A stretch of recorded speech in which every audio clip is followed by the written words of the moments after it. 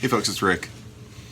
So we've had this plant out front, and a few weeks ago we noticed that a bird had made a nest inside. It's a potted plant with all different kinds of annuals coming out of it. Then we noticed that this bird had made a nest in there, and then the last couple of days we noticed that there was a baby bird that had been growing in there. And yesterday Kendall said that the baby bird had gotten out of the nest and was hopping around out on the wall, and then it went back into the plant. And then this morning we noticed the baby bird was down on the ground. And we looked at it after our walk.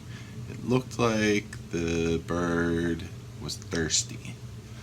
Now, of course, we were kind of in a hurry getting back from the dog walk. I had to start work. Kendall had to get ready to go teach a class. When she went to leave, the bird was laying there and had died. It was very sad. I didn't even think that the bird was that bad off. So I went out and scooped up the bird and took it up in the top of the yard and dug a good hole, buried it, said a couple of kind words for the bird. What else can I do? Kendall was very sad. She was beside herself. Anyway, that's for Eric C. I got my bird story. Look what came today. I got a chrome truss rod cover. It's for an Epiphone Les Paul type, but it fits because it's a 3-hole and it works. Chrome. I'm going to call this done now, this guitar. This is completed. I made it, my own personal challenge of completing this guitar in 30 days. I might eventually cut a new nut for it because, again, these two 5th and 6th strings are a little closer than the rest of the strings. And it typically doesn't make it harder to play, but you can notice sometimes if you play.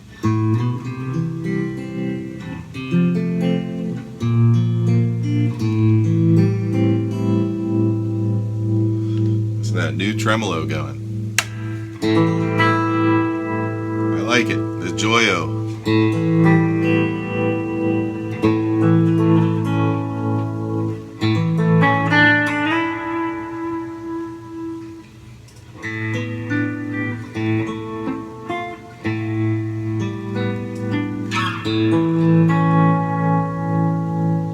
Sounds pretty good. So I'm all ready for our gig tonight. Yoga in the Orchard, that'll be good. We got a call to do a gig on Saturday, but we didn't have a bass player, and the backup bass player didn't get back to us, so we're gonna have to turn that down. But we have an acoustic gig coming up at a country club. That'll be cool. And then we have another cider house gig coming up on August 12th, so I'm pretty excited about that. We had a rehearsal last night and went really well. Just acoustic, but it's good stuff. And Ed, I just want to say, you know what? Even if you spray your fence, you still have to go back with the brush. I know you've probably painted a lot before too, but especially outdoor stuff like that, when you're using an exterior stain, you really have to make sure you brush that stuff in. So, doing the best that you can. Look, I'll be back later, folks. Thanks. Hey folks, it's Rick. So, since Ed brought it up, I think I'll just do a little bit more talking about the yoga accompaniment gig. Since I'm heading out to it tonight, it's fresh in my mind. You know, this wasn't like a diabolical plan of ours. Ooh, we're gonna have people come to yoga and you're gonna hear guitar and we're gonna make a ton of money. No, it's just kind of happened. Kendall is a avid yoga teacher. She's been practicing yoga for over 25 years. And so she has a pretty good following as far as that goes. And she invited me to come and play. I think mainly because she wanted to book a lot of these things, and she didn't want to leave me home by myself. I start getting mad. Not that I would, but so I did it, and it was a success. And the reason it was a success, I'll get into in a second. Other people have tried this in this city since Kendall and we've been doing this for 6 years. I say we started in 2011. We might have started in 2010. When we first started, I had like a PA head and a speaker that I would bring out. I would bring my looper pedal, and I would bring an acoustic guitar and a rack mount delay system. It was it was not an elegant setup that I had. Now, much more elegant. Anyway, since then, really, demand for this has not dropped off much. It really hasn't. We get a decent amount of people, depending on what the subject is. We don't. It's not just a yoga class. There's always some sort of a theme to it. Like, this is yoga in the orchard. We're literally playing in an orchard, and it's great. We have the people at the orchard. They bring people up on tractor rides. They ride the tractor up into the orchard. Once they get up there, they walk up. They get water. Last year they were giving out peaches. They didn't do that this year, but that was nice too. But the fact that you go out for a night out, you get a tractor ride up into an orchard, and you get to do yoga in the orchard. There's live music. Then you could tractor ride back down to the main store of the orchard, where there's an ice cream place. You can get ice cream. I mean, it's a really nice night out.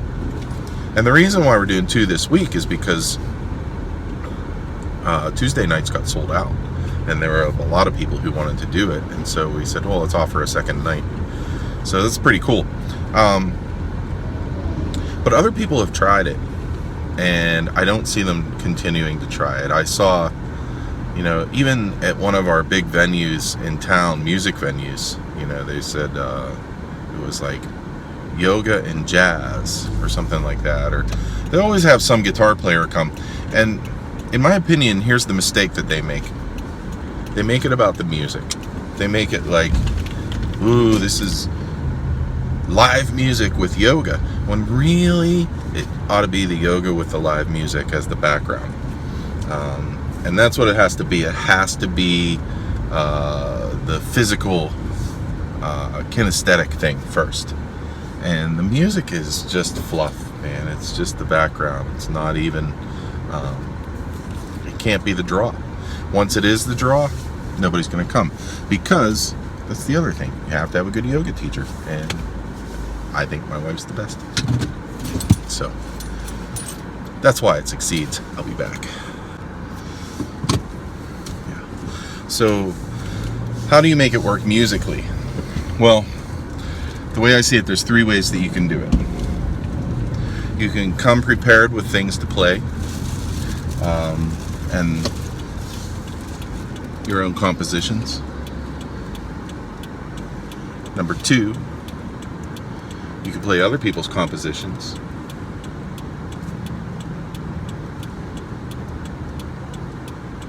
And number 3, you can improvise everything.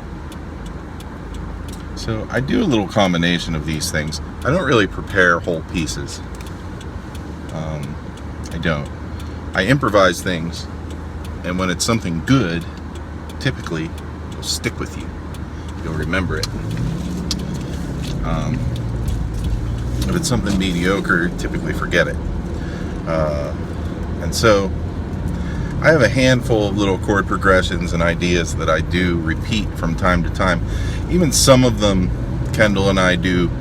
So at the end of each class, we do the Shavasana, which is basically the deep relaxation and guided meditation part. And all the yogis lay on the ground, and we play very relaxing music, and Kendall sings. Well, some of the things that I've come up with have become Shavasana music, and Kendall sings the same part to it each time. Improvisation part is cool. What I do is I'll just start playing something, or I'll start noodling around with some chords, arpeggiations, and until something very cool presents itself. You kind of have to know what you're doing. You know, you have to know your theory, and you have to have a good idea of, you know, obviously what chords naturally go together, and what chord might be a cool surprise chord, right? Like, you know, here I am playing in the key of G. I'm going to play a B flat 6. Wow, that's very cool. And it, you know, if you approach it correctly, it'll sound good.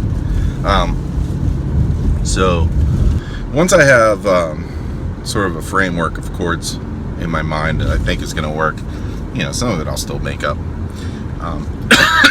I'll hit the looper pedal, and I'll loop a good section of it. Sometimes I'll do an A section and a B section if I'm that alert and creative at the moment. Usually it's just an A section. I'll just play something cool and I'll loop it.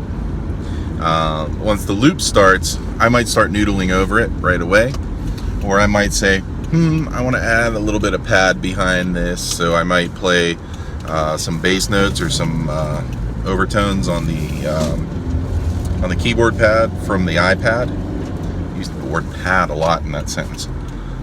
Sometimes I'll just play chords on the guitar with volume pedal and do some volume swells behind the arpeggiated chords that I play. Sometimes this is all on acoustic, sometimes it's all on electric, sometimes it's a mixture. Sometimes I'll switch to the electric halfway through.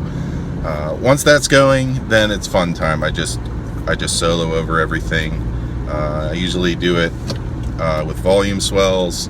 Sometimes I'll build into something, you know, it's not always like real relaxing mystical stuff. Sometimes I play blues.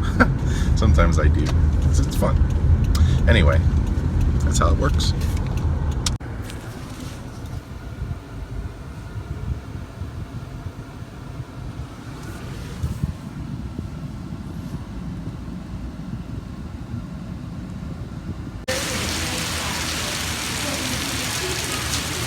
No yoga tonight.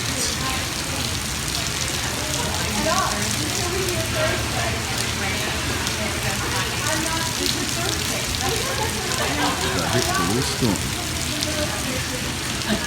Drink.